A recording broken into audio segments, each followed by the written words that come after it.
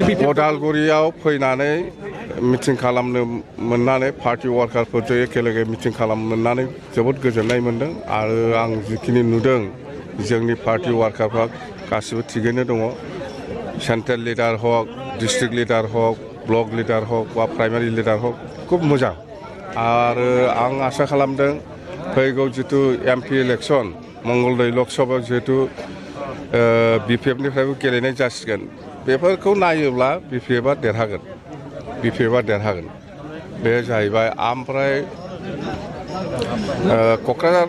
लकसभा मोनसे मथथे जोङो बिपिएफआ क'क्राझार आरो मंगलदैयाव केन्डिडेट होगोन एमपि इलेक्शननि थाखाय जोङो एप्रिलनिफ्राय फिल्डआव ओंखारगोन जोङो दा ब्लक हाबगोन नागिरदों डिस्ट्रिक्ट वाइज आरो ब्लक वाइज जों मिटिं खालामगोन बेनि उनाव जोंनि माबाया पिक्चारा क्लियार जागोन जोङो एक्सुवेलि 15 बोसोरानो जोंनि टार्मा 2 बोसोरा ओरैनो मा होनो बेखौ 2 बोसोरा माबा मोनदों जोङो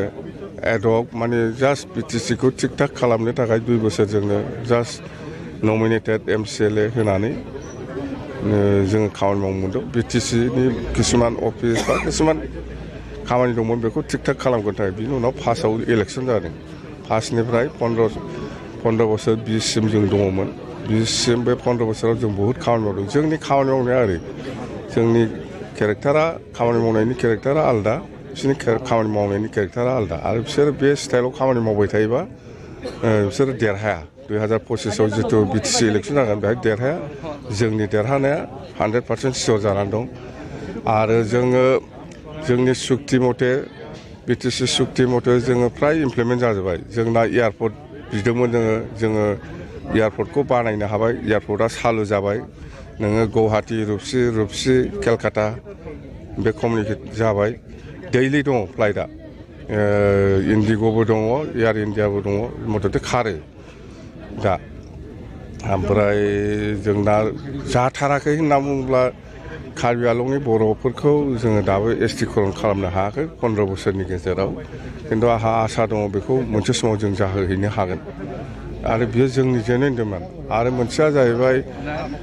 इन्ड' भुटान नेशनेल हाइवे बियो सुक्तियाव गैया खिन्थु जोंजों खुगाजों खुगा रायलायनायाव जोङो बेखौ भारत सरकारखौ एग्रिड खालामहोनो हादों आरो सार्भेबो जादों सार्भेया फ्राय कमप्लिटआनो जाबाय खिन्थु फाइनाल स्टेजाव फैयाखै इन्ड' भुटान नेशनेल हाइवे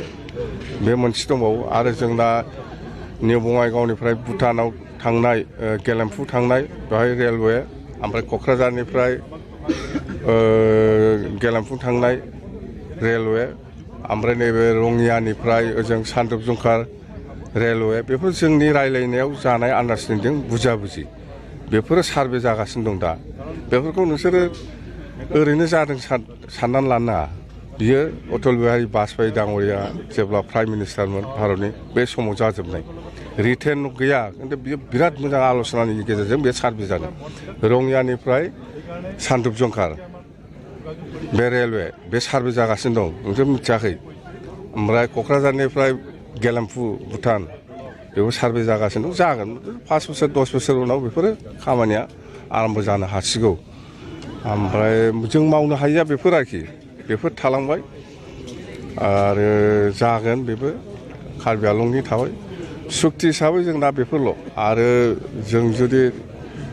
सरकाराव फैयोब्ला नेक्स्टआव अदालगुरियाव मोनसे बड'लेण्ड इउनिभारसिटि केम्पास जागोन बेखौ सिन्था खालामनांगौ गैया आरो अदालगुरियाव जोंहा गोदोनिफ्रायनो बड'फा उपेन्द्रनाथ ब्रह्मनि समनिफ्रायनो एग्रिकालसार कलेजनि गोनांथि दं होननानै अदालगुरियाव बुंदों जों 15 बोसोराव हायाखै बेखौ जों खालामगोन जोङो मेडिकेल खालामबाय जोङो इन्जिनियारिं कलेज खालामबाय CIT खालामबाय मा खालामदों मा खालामाखै जोंलाय लामानिफ्राय आराम्भ खालामनानै बेफोरखौ बुंनानै फोजोबनो हाया मथथे जोङो बहुद सेस्तायाव दङ दाबो नेक्स्टआव जों सरकार फैफिनगोन